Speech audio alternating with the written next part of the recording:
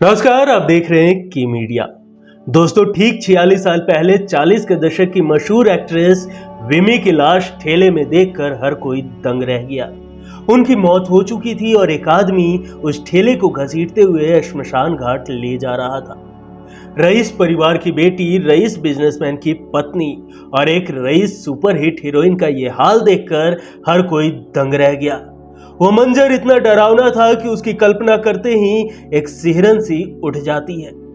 विमी अपने जमाने की सबसे रईस एक्ट्रेस हुआ करती थी, जिन्हें फिल्म में लेने के लिए प्रोड्यूसर घर के बाहर लाइन लगाते थे। हमराज फिल्म का मशहूर गाना न मुंह छिपा के जियो और न सर झुका के जियो विमी पर ही फिल्माया गया था। लेकिन कैसे रईसी शोहरत और कामयाबी से भरी जिंदगी का अंत इतना दर्दनाक रहा? क्यों पहले पति का साथ छूट गया और फिर क्यों जिसे अपना हमसफर बनाया उसी ने विमी को देह व्यापार में उतार दिया? क्यों यह सुपरहिट एक्ट्रेस अस्पताल के जनरल वार्ड में जिंदगी और मौत के बीच लड़ती रही? जब मौत हुई तो ना कोई रिश्तेदार आगे आया और ना ही कोई दोस्त। जानेंगे एक्ट्रेस विमी की जिंदगी और दर्दनाक अंत की कहानी। लेकिन उससे पहले अगर अभी तक आपने इस चैनल को सब्सक्राइब नहीं किया है तो प्लीज सब्सक्राइब कर ले। दोस्तों, विमी का जन्म 1943 में जालंधर के एक रईस परिवार में हुआ था।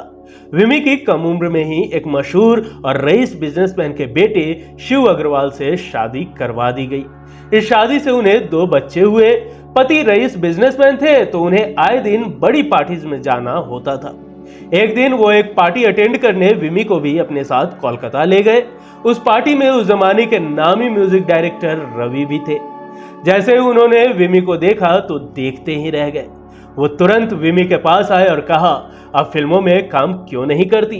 विमी ने जवाब दिया, मैं 2 बच्चों की मां हूं, मुझे भला फिल्मों में काम कौन देगा? रवि ने तुरंत विमी को फिल्मों में लाने की ठान ली और उनके पति शिव को मुंबई आने का न्योता दे दिया। विमी के पति को उनके फिल्मों में जाने से कोई ऐतराज नहीं था तो वो उन्हें लेकर मुंबई पहुंच गए। मुंबई में उन्होंने विमी की मुलाकात बी.आर. चोपड़ा से करवाई। बी.आर. चोपड़ा उन दिनों फिल्म हमराज बनाने की तैयारी कर रहे थे। फिल्म में पहले ही सुनील दत्त, राजकुमार और मुमताज को कास्ट कर लिया गया था, लेकिन उनमें एक नए चेहरे की गुंजाइश थी। तो बी.आर. चोपड़ा ने विमी की खूबसूरती देखकर तुरंत उन्हें फिल्म में मीना का रोल दे दिया।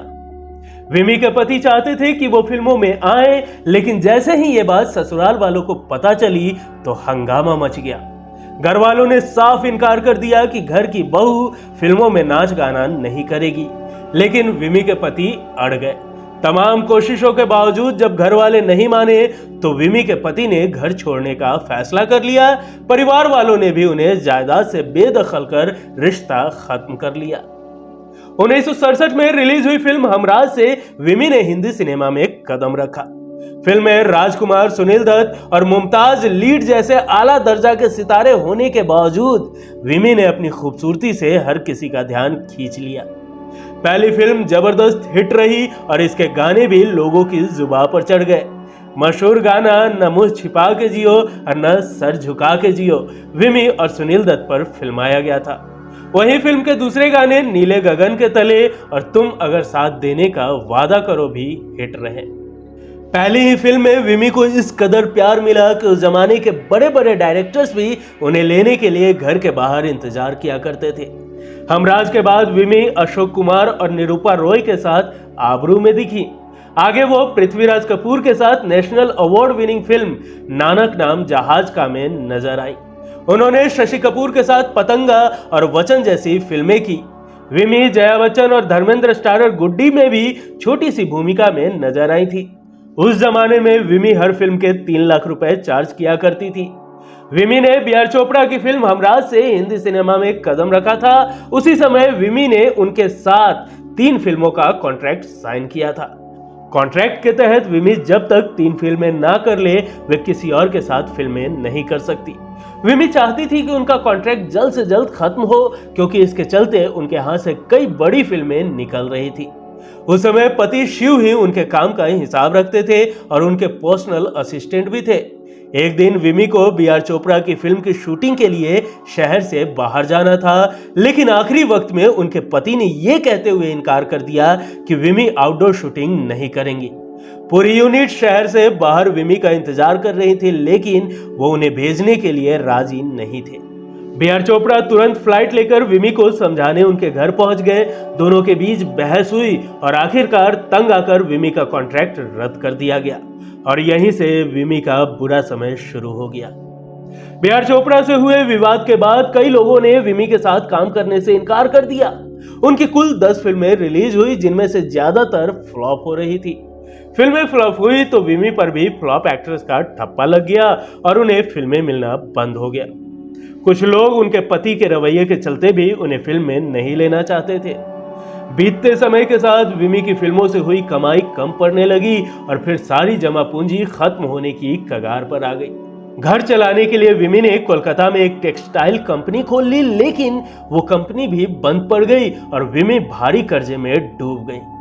रईसी के दिनों में विमी अपने पति के साथ जुहू के बंगले में रहा करती थी, लेकिन वक्त बदला और कंगाली के बाद वो सबर्ब के एक छोटे से घर में रहने लगी।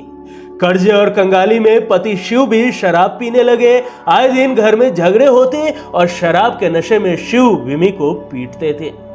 पति ने कई बार विमी पर कुछ सी ग्रेड फिल्मों में काम करने का भी दबाव बनाया, जिससे उनका खर्च चलता रहे, लेकिन वो भी नहीं मानी। विमी को काम मिलना पूरी तरह से बंद हो चुका था और पति का रवैया भी उनके लिए बद से बदतर हो रहा था। इसी बीच वो जॉली नाम के एक प्रोड्यूसर के संपर्क में आई। जॉली ने उन्हें कहा कि वो उन्हें काम दिलवाएगा, जिसके सिलसिले में उनकी मुलाकातें बढ़ने लगी। साथ समय बिताते हुए दोनों एक दूसरे से प्यार करने लगे। कुछ समय बाद विमी ने पति का घर छोड़ दिया और जॉली के साथ रहने लगी। जॉली विमी को अपने जाल में फंसाने के लिए उन्हें शराब की लत लगाता रहा और धीरे धीरे जॉली के साथ रहते रहते विमी शराबी बन गई। कुछ दिनों बाद विमी ने पति से तलाक की मांग की।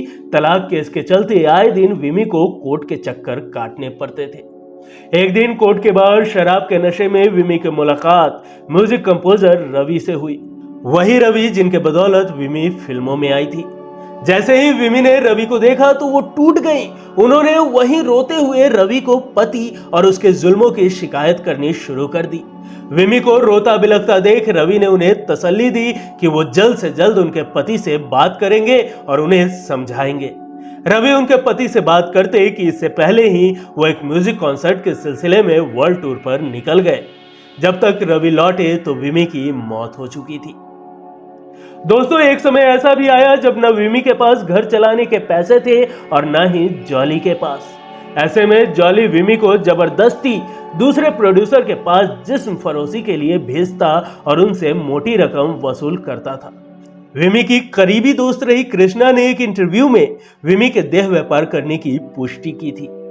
समय बीता और विमी के जॉली से भी रिश्ते बिगड़ने लगे।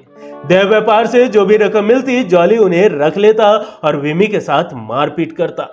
एक दिन तंग आकर विमी ने जॉली को भी छोड़ दिया और अकेले रहने लगी। लगातार शराब पीते रहने से विमी की लीवर पूरी तरह खराब हो गई। उनके पास न इलाज के पैसे थे, न इलाज करवाने वाला कोई रिश्तेदार साथ था। एक दिन हालत बिगड़ने पर विमी ने जॉली से संपर्क किया।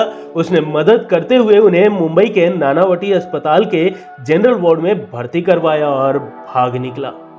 न कोई विमी से मिलने आता और न ही कोई उनकी देखरेख करता था।